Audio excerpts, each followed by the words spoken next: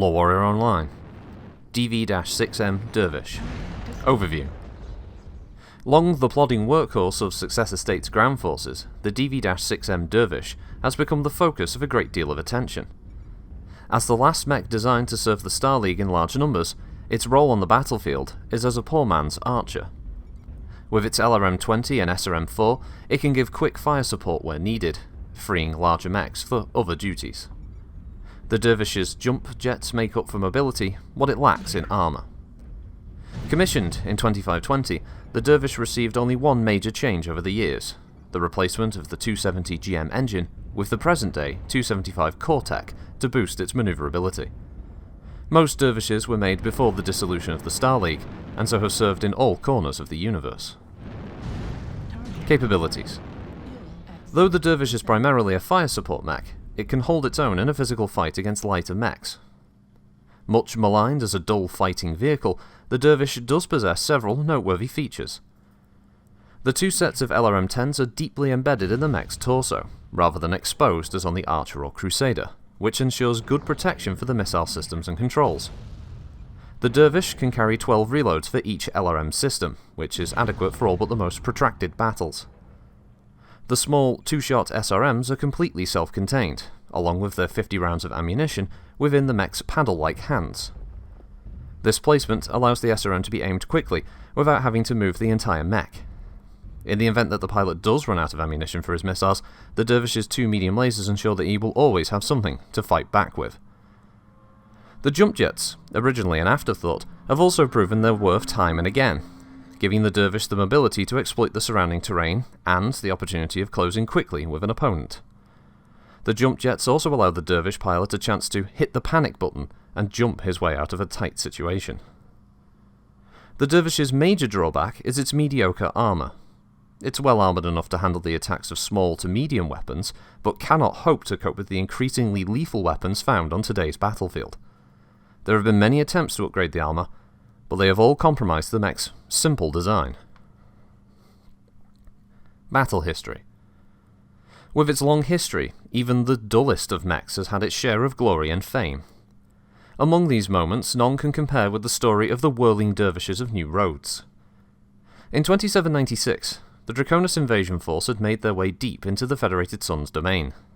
The offensive had come to so quickly that some of the defenders were swept aside to be dealt with later. It was New Avalon, the capital of the Federated Suns, that Lord Kurita was after. New Roads was one of the planets in Kurita's path toward New Avalon. While the Combine forces approached the planet, the officers of the 17th Avalon Hussars had to make the difficult decision to send most of the planet's troops to the defense of New Avalon. Only a small guerrilla force led by Captain Conrad Warrant was left behind on New Roads. Taking to the thick forest surrounding the planet's capital, the guerrilla forces of dervishes and enforcers concealed themselves and waited. When elements of Kurita's second Sword of Light dropped onto New Roads, they were surprised, and angry, to discover no armed resistance. In a week-long binge, the Kuritan troops roughed up the population and destroyed the city as a substitute thrill. Captain Warrant kept in touch with the city and learned of a huge build-up of lightly guarded arms and ammunition. 3 days after the Sword of Light's arrival, Captain Warrant and his men slipped from the forest into the large river that bordered the airport. Unknown to him, his opponents were at that moment parading their awesome strength before the gathered but sullen populace. Just as Captain Warrant's dervish crested the water, he was immediately spotted and fired upon by a guard. Realizing his own plans were now awry, the captain made a quick decision. Explaining the odds, he gave each man the chance to save himself by retreating. In reply, all his men punched their jump buttons, setting the river water to violent churning. Breaking clear of the river, the mechs charged in amongst the piles of supplies. The dervishes went wild. Firing salvo after salvo, they aimed at piles of ammunition, choosing to ignore the approaching enemy for the time being. As one ammunition pile after another blew sky high, the population sent up a cheer, time and again. A dervish would then emerge from the flames, fire a group of missiles at an enemy mech, then disappear back into the smoke and heat. It took Lord Kurita's forces 10 hours to finally track down and kill the 4 dervishes and 2 enforcers. What it cost the Sword of Light, however, was the loss of over 1,000 tons of ammunition and 1,000 spare parts. Though many believe the gallant action might have delayed the invasion of New Avalon, the vast resources that Kurita had at his disposal make it rather unlikely. The one undeniable effect of the attack of the whirling dervishes, however, was that it boosted the morale of both New Roads and on New Avalon, where smuggled tapes of the event were broadcast. Variants. The number of dervishes has been steadily decreasing due to battle losses or lack of parts. Only House Davian, with its Battletech factory at Dorwinion, has the know-how and material to build new dervishes. Indeed, this technical readout is based on the Federated Sun's version of the mech. The prospect of losing the dervish altogether is regrettable, but not devastating to the Kuritan, Marek and Lao forces. Nor does Davian's ability to produce faze them much. What does concern Davian's enemies are the recent reports of brand new dervishes fighting under the flag of the Lyran Commonwealth, which raises the possibility of an enlarged alliance between the Commonwealth and the Federated Suns.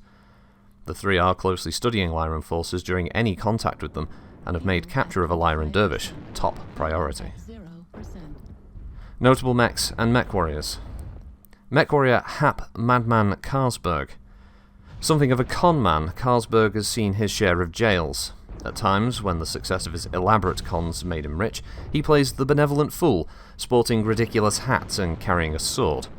When he inevitably loses his money, he becomes dark and moody, waiting for the inspiration to create a new scheme. Carlsberg fights according to his mood. When happy, he's a team player, using his considerable skill with weapons to further the team's objectives. When depressed and moody, he's a loner, at times endangering his fellow warriors in the pursuit of some personal obsession.